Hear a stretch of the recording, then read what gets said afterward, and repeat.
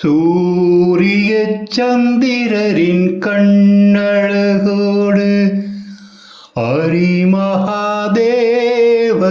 மெய்யழகோடு சங்கு கழுத்திலோர் பொன்மணியோடு